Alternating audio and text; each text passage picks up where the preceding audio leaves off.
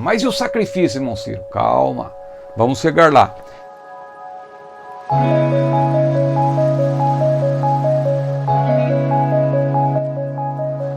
Então o primeiro templo, todos nós sabemos, foi aquele templo maravilhoso, o Templo de Salomão, que foi destruído no ano 586. Aquele templo foi preenchido pela glória de Deus. Segundo Crônicas, capítulo 7, versículo 1, é muito claro. Quando Salomão ali apresentou aquele templo diante de Deus, diz a Bíblia que o fogo e a glória de Deus encheu aquele lugar de tal maneira que as pessoas, os sacerdotes, não conseguiam ficar lá dentro, eles tiveram que sair. Aí não temos um abono ao cair, entre aspas, do Espírito, porque sequer aqueles sacerdotes conseguiram ficar lá dentro. Não é que eles caíram, eles saíram porque não conseguiram ficar lá dentro.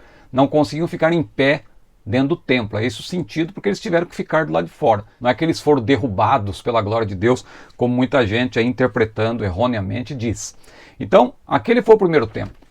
O segundo templo, muito inferior, claramente, né, você vê que foi um templo que não teve a mesma beleza, o mesmo esplendor do Templo de Salomão. É o templo do tempo de Zorobabel. Zorobabel, que era herdeiro do trono, mas não chegou a reinar, porque Israel estava sob domínio estrangeiro, mas é chamado Templo de Zorobabel, um templo muito inferior, que foi remodelado por iniciativa de Herodes o Grande. Só que Herodes o Grande, claro, a obra durou muito tempo, ele morreu, e isso foi continuado por procuradores romanos e também por mais outros dois da linhagem de Herodes, Herodes Arquelau e Herodes Agripa I, porque a obra só foi terminada, foi concluída pouco antes da sua destruição. Veja que coisa, uma obra que leva mais de 40 anos para ser edificada, a reforma, porque o templo já estava de pé. Herodes propôs remodelar o templo que já existia, o segundo, que era um templo muito inferior ao primeiro, repito, e um templo também em que a glória de Deus não se manifestou. Por isso que a profecia de Ageu, a glória desta última casa, não se refere ao segundo templo, porque a glória de Deus não veio, de fato, literalmente. Porque muita gente também diz, não, foi Jesus, Jesus entrou no templo, e quando Jesus entrou no templo, a glória entrou no templo. Sim, Jesus, sem dúvida nenhuma, ele veio para revelar a glória do Pai. A Bíblia diz, o Verbo se fez carne, habitou entre nós, e vimos a sua glória como a glória do unigênito do Pai, cheio de graça e de verdade. É verdade que ele entrou no templo e ele personificava a glória de Deus. Entretanto, não é nesse sentido que a profecia deveria se cumprir, mas no mesmo sentido que nós vamos estudar hoje, em que ela saiu pela porta oriental e vai voltar pela porta oriental. A glória saiu literalmente e vai voltar, vai encher o templo literalmente. Não cabe a nós querer espiritualizar ou alegorizar aquilo que é literal. Se uma parte da profecia já se cumpriu literalmente, porque a segunda parte deveria se cumprir de maneira espiritual ou alegórica. Então cuidado com isso. É um perigo nós queremos alegorizar a bel prazer a Bíblia para querer ajustá-la ao nosso sistema de interpretação.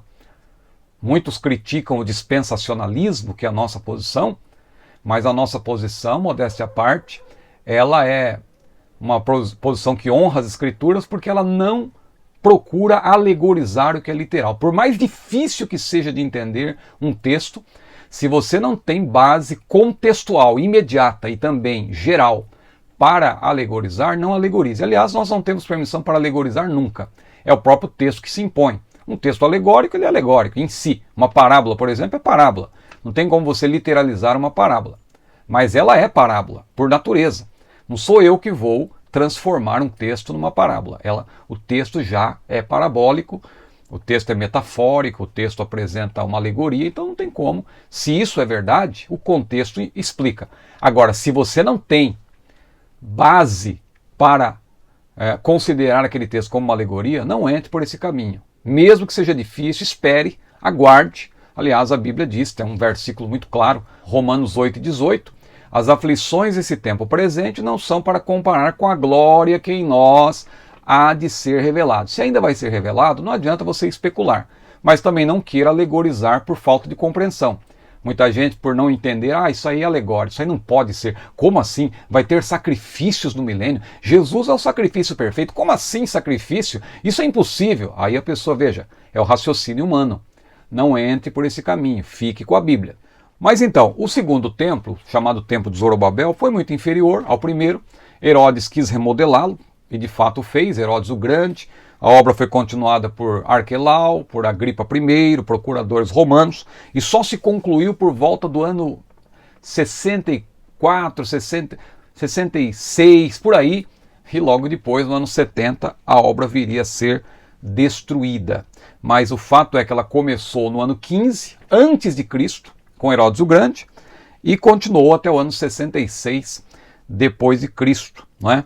Então, Zorobabel inaugurou o segundo templo no ano 516, antes de Cristo, por ordem de Ciro, o meu xará, rei da Pérsia, para que a obra fosse iniciada, aquele decreto, não é? Então o templo ele veio a ser inaugurado de maneira muito precária, um templo muito inferior, mas foi a segunda casa. Só houve 2 templos até agora. O primeiro templo de Salomão, o segundo templo de Zorobabel, foi remodelado por Herodes o Grande e seus sucessores, mas esse templo foi destruído no ano 70 e nunca mais o templo foi levantado lá no Monte do Templo em Israel. Pois bem, Ezequiel 40 a 48, essa seção do livro de Ezequiel, apresenta o registro da volta da glória de Deus no templo. Ora, mas o templo não está lá, como que isso vai acontecer? Então é óbvio que a última casa, que terá uma glória maior do que a primeira, haverá de ser levantada. Conforme Ageu capítulo 2, versículo 9, esse texto é escatológico, a glória desta última casa. Mas irmão Ciro ali fala de Zorobabel. Sim, se nós lermos só aquilo ali, a gente entende que é uma referência à segunda casa. Mas quando você estuda o plano escatológico como um todo, você percebe que Ageu apresentou uma profecia que transcende ali, está além do seu tempo, está além do tempo de Zorobabel. É uma referência à última casa, que não é necessariamente a terceira, não é? É importante dizer que haverá um terceiro templo, claramente, por ocasião do período tribulacional. Por quê? Porque temos profecias sobre isso. A pergunta que fica, a pergunta que é imposta de imediato é: qual será o último templo? Será o terceiro ou será o quarto? Porque haverá um terceiro templo. Qual é o terceiro templo? É o terceiro templo. O terceiro templo é o que aparece nas profecias de Daniel. Por exemplo, Daniel 9, versículos 24 a 27. A profecia sobre as 70 semanas. Pressupõe-se que haverá na última semana, ou seja, nos últimos 7 anos, que nós sabemos que é uma referência ao período tribulacional de 7 anos, ali haverá um templo. Porque o anticristo, o príncipe com P minúsculo, o segundo príncipe que aparece na profecia, porque o primeiro com P maiúsculo é Jesus, claramente, e ele será morto, e depois que ele for tirado, virá um outro príncipe. Ali está dito que o povo daquele príncipe, que são os romanos, claro, destruíram o segundo templo, mas diz que esse príncipe ele vai fazer um acordo com muitos, e na metade da semana ele vai profanar o templo. Que templo, se o templo já foi destruído? Claro que é o próximo templo. É o templo que será levantado no período tribulacional. E Jesus confirma isso em Mateus capítulo 24 e 15. Quando ele menciona o abominável da desolação e diz que o abominável da desolação diz respeito à última fase do período tribulacional, a grande tribulação. Mas, irmão Ciro, no período intertestamentário o templo já não foi profanado? Não se cumpriu essa profecia de Daniel 9, também no capítulo 10, ele menciona no capítulo 12, do abominável da desolação. Não se cumpriu com Antíoco IV, também conhecido como Antíoco Epifânio, que profanou o templo, que sacrificou porco no templo, que introduziu ali uma estátua de Zeus. O templo já não foi profanado? Foi. Mas aquilo foi apenas uma amostra. Não foi ainda a profanação final. Jesus deixa claro isso. Porque ele menciona, ele retoma a profecia do abominável da desolação e aponta para os últimos dias, deixando claro que houve já um cumprimento parcial. Nós estamos aí diante de uma profecia que diz respeito à dupla referência. Então houve um cumprimento, mas aquilo foi apenas uma amostra. Haverá ainda o cumprimento final, que Paulo também menciona. Veja que interessante, a Bíblia explica a própria Bíblia. Se você ler 2 Tessalonicenses capítulo 2, versículos 1 a 4, você vai ver no versículo 4, eu tenho vídeos aqui explicando na playlist Escatologia de Paulo como que devemos interpretar esse texto de 2 Tessalonicenses capítulo 2, e o versículo 4 fala do homem do pecado que vai se assentar no templo de Deus, como se fosse Deus. Então isso também é uma profecia para o futuro, para o período tribulacional. Isso se conecta também perfeitamente com Apocalipse 13, versículo 15, em que o falso profeta fará com que as pessoas adorem a imagem da besta. Onde que vai acontecer isso, principalmente? Principalmente em Israel, no templo, quando o anticristo se voltar contra Israel, rompendo o pacto que terá feito. Então é ali que haverá o chamado abominável da desolação. Por isso que a Bíblia diz, quem lê entenda. Marcos diz isso, Mateus também, lá no capítulo 24, versículo 15, quando Jesus cita Daniel, está ali mencionado. Quem lê entenda. Por quê? Porque o abominável da desolação é a profecia ali de que o anticristo vai profanar o templo, que será o terceiro. Agora, esse terceiro templo será o mesmo templo do milênio? Isso aí nós temos uma dúvida, porque as dimensões e também as características do templo que Ezequiel apresenta não tem a ver com o templo de Salomão, nem com o templo de Zorobabel. Provavelmente será um novo templo. Será que esse templo do terceiro, será que esse terceiro templo do período tribulacional já vai ter as características que Ezequiel menciona? O mestre Antônio Gilberto, na sua obra O Calendário da Profecia, que eu tenho sempre recomendado, ele diz que o terceiro templo será destruído. E o templo de Ezequiel já será então um quarto templo. Isso aí é uma sugestão. A Bíblia, na verdade, não diz isso claramente. O fato é que haverá um templo no período tribulacional, para que essas profecias de Daniel 9, 24 a 27, Mateus 24 e 15, 2 Tessalonicenses 2 e 4 e Apocalipse 13 e 15 se cumpram. Profecias, a maioria delas neotestamentárias. Mas há também uma profecia com respeito ao templo, o templo do milênio. É possível que esse templo seja um quarto que será levantado para o milênio, já que o terceiro poderá ser destruído. Poderá já ter sido destruído àquela altura, como o mestre Antônio Gilberto supõe. É uma suposição. Veja que interessante como a profecia é literal. Não tem a ver com Jesus vindo ao mundo. Ali, Jesus veio, claro, e ele veio para revelar a glória do Pai. Mas essa profecia para Israel ela é literal. A glória vai voltar para o templo. O templo será levantado. Não há como alegorizar o que é literal. É muito importante você observar isso, que o texto, que a profecia ela vai se cumprir literal, porque a primeira parte já se cumpriu literalmente, a segunda obrigatoriamente, não há como você querer alegorizar uma parte da profecia, ela é literal. Os aliancistas, repito, eles espiritualizam essa volta da glória e dizem que ela diz respeito a Jesus, conforme João capítulo 1, versículo 14. Mas não embarque, não siga esse... É um conselho que eu lhe dou. Não queira espiritualizar o que é literal.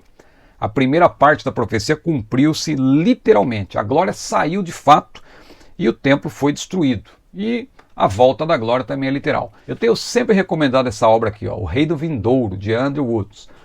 Eu não concordo com tudo que ele fala exatamente. Ele tem uma posição, por exemplo, que Davi vai ressuscitar para reinar literalmente no milênio, e Davi vai ser o rei de Israel e Jesus vai ser o rei de toda a terra. Eu discordo dessa posição porque quando a Bíblia fala de Davi que vai reinar, claramente é uma profecia sobre Jesus. Aí não é questão de alegorizar, é só você observar que é uma referência ao herdeiro do trono de Davi, que é Jesus. Jesus que vai reinar no milênio, vai reinar sobre Israel e vai reinar sobre toda a terra. Mas fora isso, a posição de Andrew Woods, que é uma posição dispensacionalista, que eu prezo muito, que também está de acordo com a posição de Charles Ryer, que eu tenho recomendado, uma outra obra excelente. O melhor livro, aliás, sobre dispensacionalismo que eu tenho recomendado é esse aqui. Muita gente não sabe o que é dispensacionalismo. Eu vejo pessoas até no nosso meio, pessoas aí que se consideram muito importantes, infelizmente, e que ainda não aprenderam o ABC do dispensacionalismo. E ficam ridicularizando, às vezes zombando da nossa própria posição, dizendo que o dispensacionalismo está ligado a gráficos de teorias e teses mirabolantes. Não, meu irmão. Dispensacionalismo é uma forma hermenêutica de você interpretar a Bíblia, que respeita a literalidade do texto, ou seja, segue à risca o método histórico-gramatical, que é o melhor método de interpretação da Bíblia, porque parte do pressuposto de que a Bíblia é a palavra de Deus e de que o texto bíblico se impõe pelo contexto, ou seja, eu não tenho permissão para alegorizar um texto literal e nem para literalizar um texto alegórico. O texto se impõe pelo contexto. E o problema dos irmãos aliancistas é que eles querem, de maneira forçosa, pelo seu sistema de interpretação, o aliancismo, a teologia do pacto, que na verdade não respeita necessariamente as alianças bíblicas, mas impõe alianças teológicas, aliança da graça, aliança da lei, mas a Bíblia menciona alianças, aliança abraâmica, as subalianças também, que nós já explicamos. Eu tenho um vídeo aqui falando sobre isso, inclusive explicando e falando desse livro de Andrew Woods. Então tome cuidado com isso. O dispensacionalismo é uma escola que deve ser respeitada. A Assembleia de Deus, desde 1916, de maneira oficial, ela é dispensacionalista. Então é uma escola que defende a literalidade, a historicidade da Bíblia. É uma escola que vê claramente a divisão entre o povo de Israel e a igreja, a separação radical, porque o que Deus prometeu para Israel está de pé, não adianta você querer dizer que não. É só você observar que a promessa que Deus fez para Abraão e a aliança que Deus fez com Abraão é uma aliança perpétua, está escrito, não tem como você fugir disso. Claro que existe todo um sistema aí para querer alegorizar, dizer que nós somos o Israel de Deus, mas não embarque nessa canoa furada, é melhor você esperar, aguardar, porque Deus é poderoso para fazer cumprir. Por mais estranho que você considere, veja, nós estudamos aqui há poucos dias sobre Gog e Magog, e muita gente não entende como pode, ali menciona armas que hoje não existem mais, hoje a guerra é nuclear e tal, como pode ali flecha, arco, e espere, aguarde. Einstein, aliás, é uma frase que se atribui a Einstein, né? A Terceira Guerra Mundial será uma guerra nuclear, mas a Quarta Guerra ele tem certeza que será travada com paus e pedras, porque não vai sobrar nada. Então, não sabemos também o que vai acontecer por ocasião da invasão de Gog e Magog. Vamos aguardar. Claro que Ezequiel também valeu-se de uma linguagem que o seu público, os destinatários originais entendiam. Veja, se ele falasse, por exemplo, de foguete, de mísseis e aviões, ninguém entenderia nada. Então ele usou uma linguagem que todos podiam entender. Mas aguarde, aguarde. Não adianta você querer alegorizar o que é literal. Porque nós enxergamos na Bíblia claramente, além desses elementos, desses pilares que eu acabei de mencionar, nós enxergamos períodos, e não apenas períodos, mas pactos, alianças que Deus estabeleceu com o povo de Israel e também com o povo de maneira geral e com a igreja. E dispensações, elas têm ali uma proposta da parte de Deus e a pessoa deve obedecer. E quando a pessoa não obedece, ou quando um povo não obedece, há um julgamento e conclui-se aquela dispensação e Deus apresenta uma nova. E a gente vê isso claramente na Bíblia. Claro que os dispensacionalistas divergem nessa questão secundária, porque o principal fundamento do dispensacionalismo não é o número de dispensações, mas é apegar-se à literalidade do texto, o texto se impõe, é ver claramente a separação entre Israel e a igreja. Isso aí são pontos fundamentais. Agora, o número de dispensações, você vai encontrar um dispensacionalista dizendo que são 5, outros vai dizer que são 4, 3, outro vai dizer que são 7. E é o meu caso, eu vejo 7. Quais são as 7? A dispensação da inocência, com Adão e Eva, é a primeira. A dispensação da consciência, depois do pecado de Adão e Eva, né, porque eles pecaram, então a dispensação da inocência terminou. Aí veio a dispensação da consciência, quando eles tinham consciência do pecado, acabou terminando também, veio o julgamento.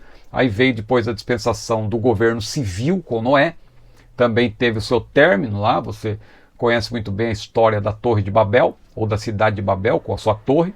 Depois veio ali a dispensação patriarcal com Abraão, com Isaac, com Jacó, os patriarcas.